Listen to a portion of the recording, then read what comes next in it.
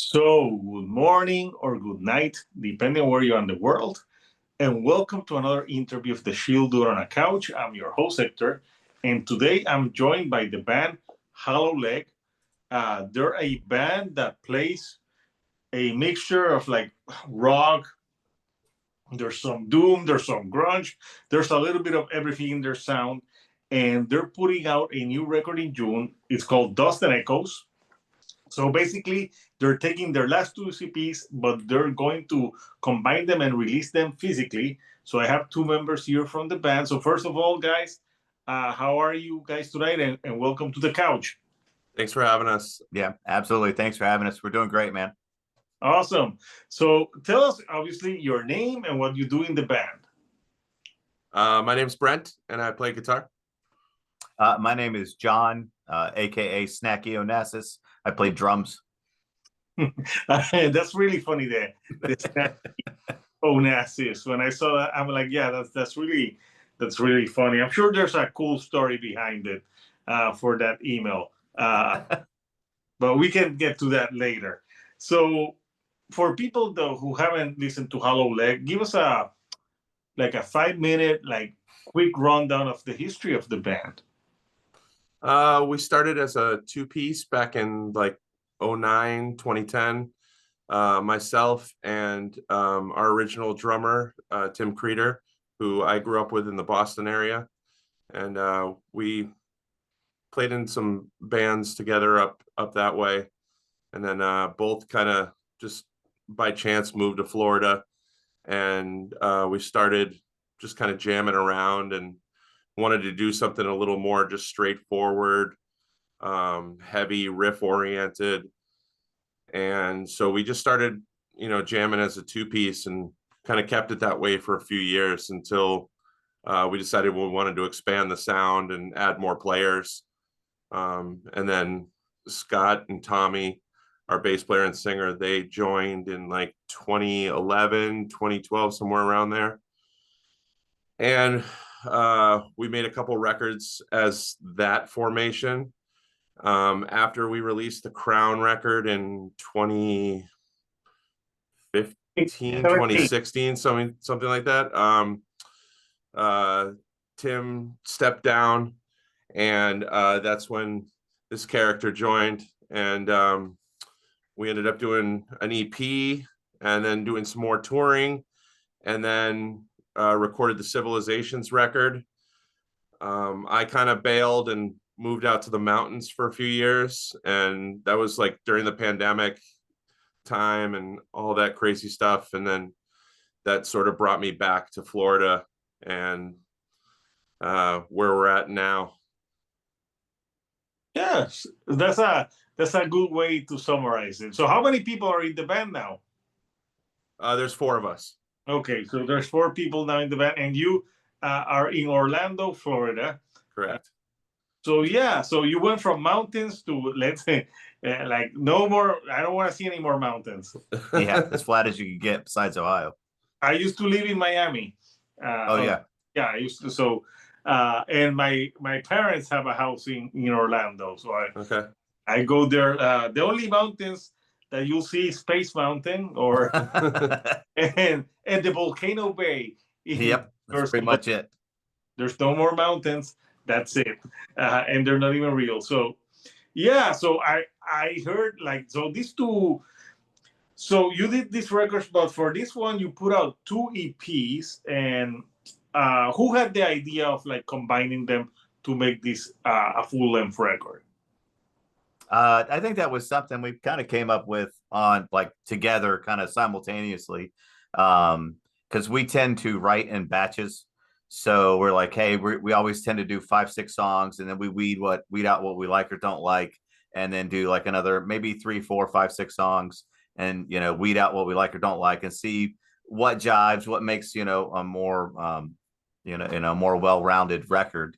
So we decided to intentionally break up those 2 writing times so that we could put focus completely into one EP, make it its own entity, but knowing that it was going to eventually marry up to another EP. So there was intentionality, knowing that we wanted to have both of them together, but they were written separately. and recorded separately. They're totally different recording sessions. Yeah, I think there's some difference between them. So, were these EPs out physically or just digital? Just digital. Yeah. And releasing like the both of them, Dust and Echo. So it's funny. So, what would you say would be the difference from the songs in Dust to the songs that are Echoes? I think some of it, a lot of it's probably sonic, because every time we get in the studio, we just get better and better and better. We learn more. We tend to improve on our craft. So Dust sounds amazing. We took what we learned from that, and then we built on that, and added a little bit more for Echoes. So I think, but most of that stuff that only we are really only going to be able to tease out. I think it still has, like I said, if you listen to them back to back as a side A and B, you're going to get the picture of a full record. There's a couple things we did different too. Guitar wise, Dust has more guitar tracks on it, and that was just us playing around and seeing what we liked better. I used similar, if not exactly the same amps on both EPs, but I recorded twice the amount of guitars on Dust that I did on Echoes. So it's a lot of trial and error with us in the studio, just playing with ideas like how we want to mic stuff and how we want to record stuff. And we were able to kind of put it together in a way that sounds similar, but if you really take a listen to them, you'll pick out some differences as well. I think Dust came out slightly bigger, heavier maybe than Echoes because of that, but Echoes got a lot of layering in other ways, and I think there's more melody and more intricacies with the guitars on Echoes, and we did a lot more with the vocals on Echoes too, I think. Yeah, and I also used two completely different drum sets. Dust was a 4-piece with different cymbal setup. Smaller drums. Yeah, smaller drums. Echoes was back to my old 5-piece ways. Intentionally, I wanted to be able to write that next batch, with the 5-piece in mind, to make it more musical, give it some musicality from the drums perspective. So yeah. So I listened to it as a whole. Mm-hmm.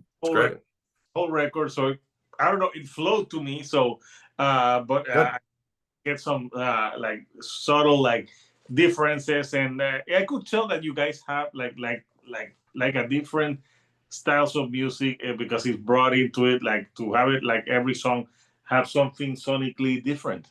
Mm-hmm.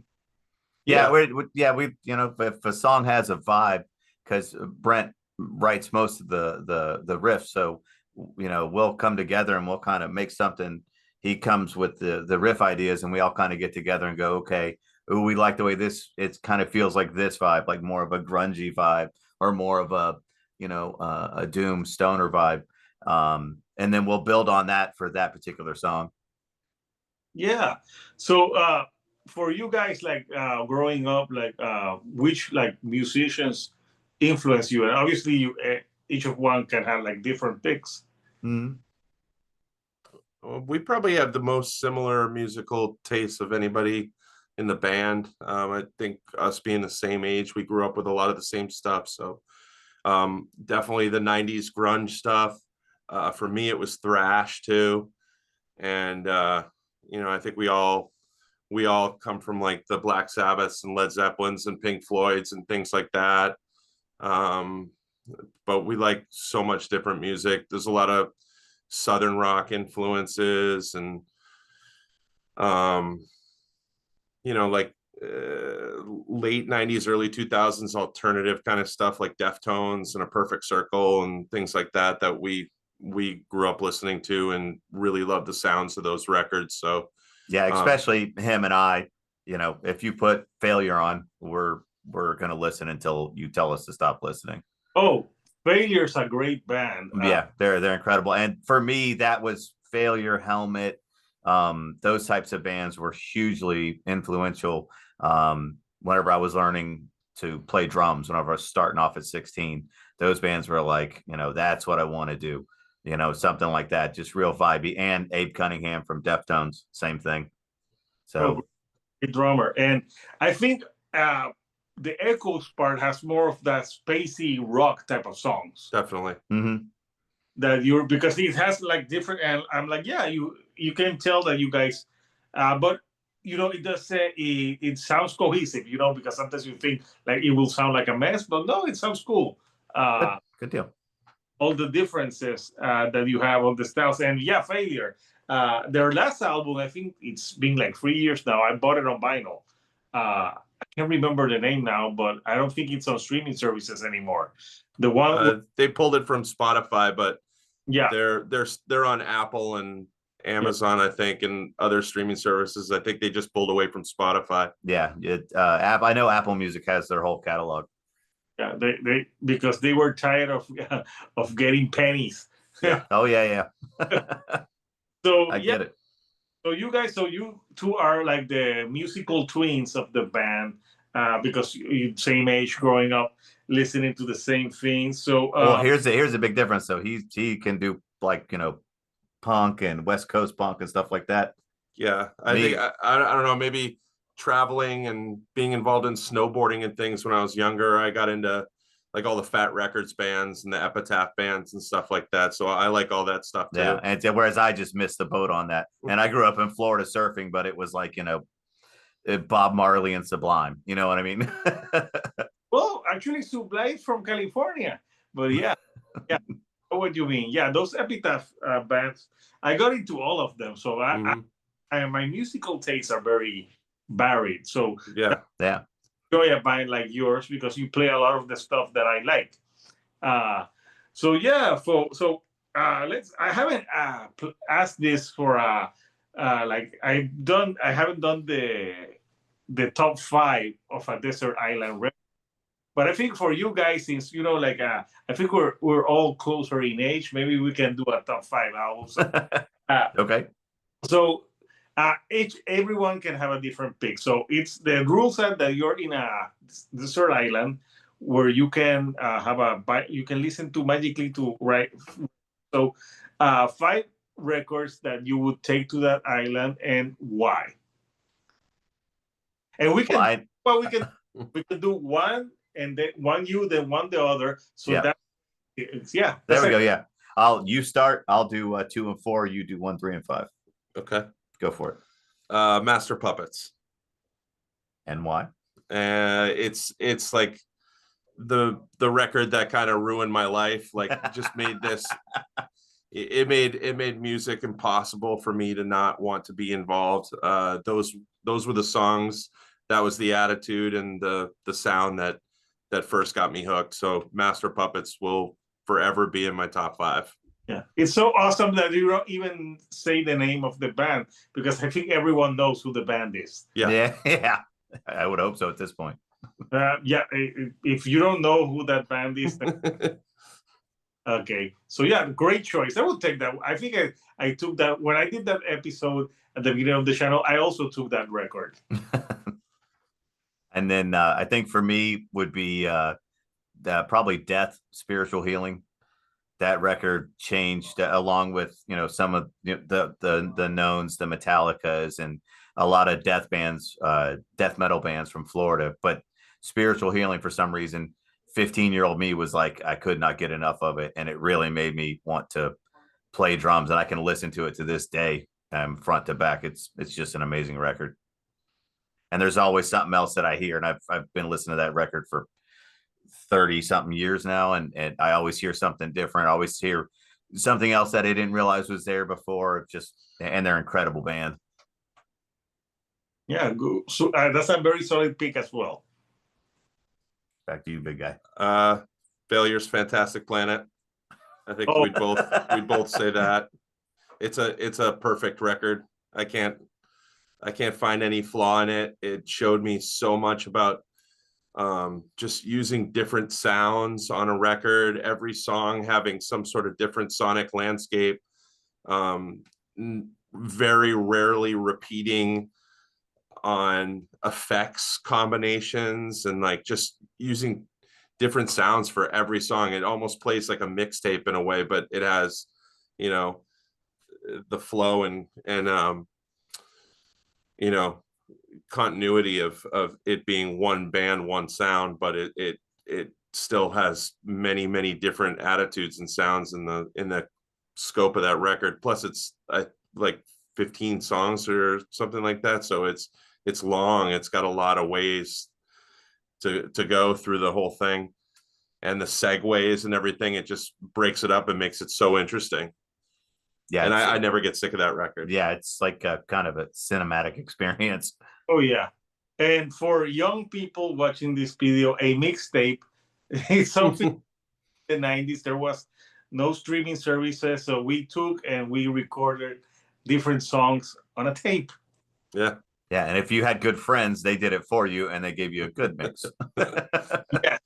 I remember back in the day doing a lot of like mixtapes. I don't know if I had them. There were some good, but there were some like questionable. Oh yeah. No, you're like, I question our friendship now. Yeah. So yeah, back to you. What other record would you take with you? Oh yeah, I'm struggling between, because I really like the Gish record by Smashing Pumpkins. That's another one I can listen to front to back. It's moody, obviously, but it's really way more proggy than the Siamese Dream stuff. And huge fan of Jimmy Chamberlin's, and I love Billy Corgan's. His vocals are good, but his guitar work's incredible. So that would probably be it for me. Gish, some prog and death metal, and I think I'd be happy. Yeah, that's a good record. I like more Siamese Dream, but I think I love Siamese Dream. Yeah. Gish just does it for me because it's 5.5, 6 minute long songs. Yeah. There's some, transient, kind of droney stuff going on. It's real vibey. A lot of jammy stuff on that one. Yeah, a lot of jammy stuff, but not like hippie jam band kind of crap. It's like, it's just real vibe, and that's what I really dig is the, if a song or an album or an artist has a vibe to them, that's one of the things that's got to catch my ear right away. Yeah, good one. Also, Fantastic Planet. He stole that from me. Yeah, both of you are taking that one. Well, I think we'd both probably say this too. Quicksand Slip would be the probably behind Master Puppets and Fantastic Planet. It's the other one that just threw me in a different direction musically. Definitely was my introduction to New York hardcore and like post-hardcore and the Revelation records of it all, and that side of the underground, which I hadn't found until I found Quicksand and Helmet. Yeah. Those really opened my eyes to what else was out there. Yeah, another huge influential drummer for me as well. I don't know the guy's Alan name. Cage. Oh, Alan Cage. There you go. Good God, that guy's incredible. His taste and everything he does is really tasteful and really fits the song. So if you're gonna rip somebody off, try to rip off somebody good. That's a good, good advice. Yeah, not someone bad. No. So yeah, I lost count. How many records are we? That was 5. That was 5. Five or 4? Yeah. No, that was 5. Was it 5? Yeah, because you went, I went, you went, All right. I went, you went. Yeah. I'm not a mathematician, but I think that's 5. Plus every Fantastic Planet. So so I saw the music video for what's the name? Pisces Bite. Oh my God. Poison Bite. Poison Bite. Poison Bite. Oh my, I gotta. Yeah. I need to write stuff. I probably write like that as well. Yeah, I can't even write what I'm like. What the fuck did I wrote? Poison Bite. Yeah, that's a music video, pretty energetic. So on this on the 2 EPs, like do you have like anyone to pick up, like which for you like it's the song that maybe you like to play the most live, and which one maybe was the most difficult to write? I would think on the Dust EP, there wasn't really anything difficult to write, to be honest with you, because the way we write is like if it doesn't pass the smell test, and we don't move forward with it. So I don't really think Holy Water went through a couple of incarnations. Yeah, but I was gonna say Holy Water, and that's probably my favorite song off that off of Dust. But yeah, I wouldn't say it was difficult. If anything, it was if we come across something like that, at least me, it blossomed. It turned yeah, into yeah. But something better that's than where it that's where I love originally was. poking around in that stuff and finding out, you know, teasing it out until it works, and then once it works, normally you put the time into it, and you know you get the best result. I think that one too was like a case of two songs becoming one. Mm. So like I think it was like originally like an acoustic idea, and then I might have had a riff for another song, and they worked together, so it just sort of happened. So we ended up splicing two songs into one. So that one took probably the longest to write, but not because it was difficult, more just because we were just toying with it a lot. Yep, and just making sure we get, you know, stick the landing, so to speak.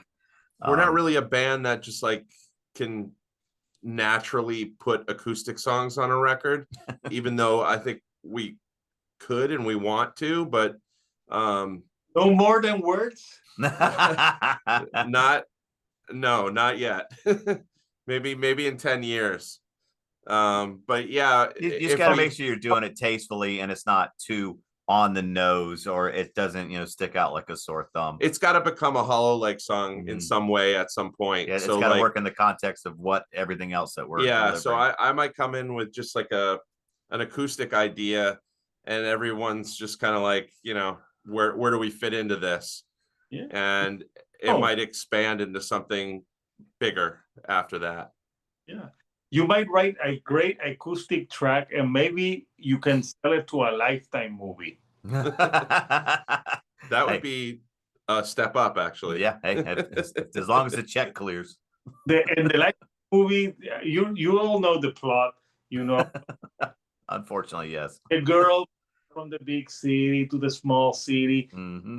It's the guy that she used to love, but she has a fiance. It's the same crap. Oh yeah. And then somewhere in there, you got to pepper in a serial killer too. Yeah, you got to spice up the story. So I want to show the artwork of the full length, like what you did because you took like a different approach. And I think the artwork. Now that we've talked so much about failure, I'm kind of thinking you were inspired by failure. Yeah, a little bit. Yeah, I don't see how we couldn't have been, but at some point. But yeah, the artwork, really, you can speak on that. Well, it started with the Civilizations LP, our previous LP, kind of had this theme of a guy who was launched into space as like kind of an escape from the world. And this is sort of the story of him coming back to the world, but the world has been destroyed. So we sort of stuck with the character, and that's what our artist friends came up with.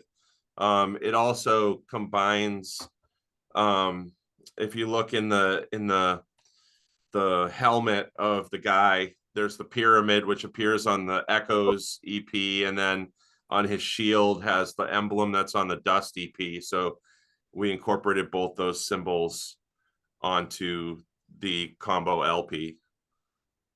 Yeah, no, it's a pretty cool artwork, and I like the colors. And and the good thing is that this character went to space for more than 11 minutes. So sorry.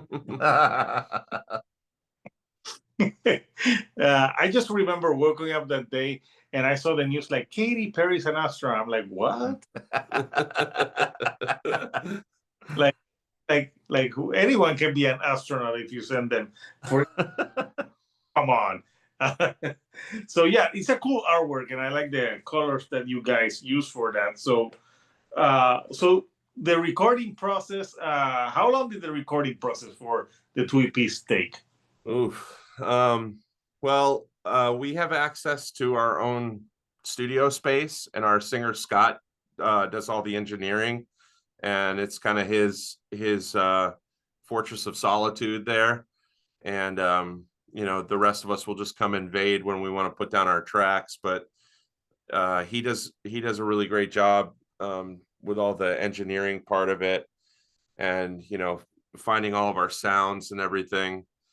Yeah, And a lot of that is that's a lot of time there. Yeah, is getting tones. We're able to take our time more than we would if we were paying for somebody else's studio space. So yeah, if we were on the clock, it would definitely be different. So it's a blessing and a curse, because sometimes, you know, the recordings could take a little bit longer because we have the luxury of going, hey, let's try this, let's try that instead. But you also, I think, we get a better result because we've exhausted everything that we think will work, and we've stuck with the one that we think is the best option.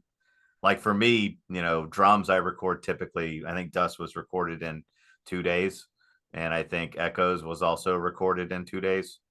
so you guys spend a few days finding sounds. Yeah, so but the actual, like, you know, with the red button or with the red light on, 2 days, and I think we spent a day and a half getting tones. So, but in all, I think we record the music in probably about a month, and then the vocals are what take the longest. So if we record all the music in a month, he might take 3 months to do vocals. So it was probably about a year process doing the whole thing. Okay. So and between that, you know, we've also got breaks where we're doing live shows, whether it be locally or we're doing some, you know, regional touring, maybe going up the East Coast or something like that. So, and we all have, you know, wives and families. So, you know, the time is a premium. Important, you know. You can't be like, honey, wait, I have to play the drums. Yeah, no. My wife actually probably wouldn't care, but I think by and large, yeah, there is too much of a good thing for sure. Yeah. So the album's gonna be out, I think it's June 16th that's gonna be out. June 13th. June Friday the 13th. Yep, Friday the 13th. Ah, that's a good one. Friday the 13th. And what's the record label that's releasing it? Third House Communications. Yeah. It's a label out of Louisville, Kentucky. Nice. So once the record is out, where can people follow you on the socials mostly, so they can know where you guys are playing and stuff like that? Instagram's probably our favorite social media, but we do have Facebook and TikTok accounts as well, but we're not as active on those as we are on Instagram. Instagram's probably the place to check us out at Hollow Leg Band. Yeah. Yeah, we have tour dates up right now for June. We'll be out with our buddies Florist from Tampa. We're going up to play the Maryland Doom Fest at the end of June, and we'll be playing another festival in Asheville, North Carolina as well. And then you know, just some dates along the way.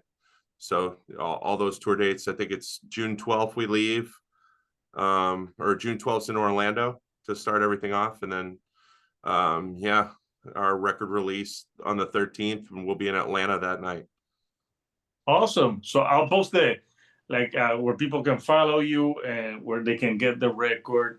So yeah, so guys, you know, it's been great chatting with you guys. So before I let you go, anything that you like to say to the fans before we go tonight? Look forward to seeing you out on the road in June. Yeah, hopefully we can play it in front of as many of the fans as possible. Yeah, but thank you for listening. That's for sure. We're doing this whether there's one person or a million people listening, either way. But I really appreciate anyone that puts in the time and gets what we're doing. Thank you. Yeah. So Couchers, I would recommend Hollow Leg. If you like all those bands that we've been discussing, you know, it's very varied stuff. You know, every track has something different, but also sounds like you guys enjoy playing those songs. You know, you can, I don't know, it's not to say like it's like a super like happy-go-lucky music, but it's kind of fun music, if you will. Yeah, we definitely have fun with it. There's a pretty positive energy, and you know, we just love to play, and hopefully that shows through in what we're doing. Yeah, no, but we cannot go with this. We can't finish this interview until we know the story of the email. Okay, Snacky Onassis. There's a cartoon called Frisky Dingo, and one of the characters in it, his son, is going through the chubby cycle as a kid. And instead of hiding drugs in the house like a teenager normally would, he finds some like Swiss cake rolls taped up underneath the toilet lid tank. And the dad finds it, and he pulls it out, and he's like, "What are you doing?" It's another day like or something like this, and you're back over your target weight and yada yada yada. And as the kid's walking away, he was like, "Don't talk to me like that, Snacky Onassis." So I like to snack. I'm a little on the chubby side, so it just works. snacky Onassis. Yeah, that's hilarious. So yeah, it's a cool. I just thought I'm like Snacky Onassis. But it could be like there can be a band name too. There's a band here in Puerto Rico that's named Slimy Nuggets. So yeah, it's like a cool name. So guys, great chatting with you. Obviously, I think all of us like. It seems we all three like the same type of music. So I would totally see myself hanging with you guys. And make it to a show. I'll buy you a beer. Yeah. Next time you're in Orlando, let us know. Yeah, absolutely. Yeah, I need to. Yeah, I visit Orlando because of my family. So yeah, I'll let you guys know. So Couchers, Hollow Leg, Dust and Echoes will be out Friday the 13th. So I'll post the link for the pre-order. So I want to thank both of you guys for Thank you. chat with me tonight. It's been fun. So until next time, Couchers, this is Hector, the Shield Dude on a Couch, and I'll see you all right here on the couch. Thank you and goodbye.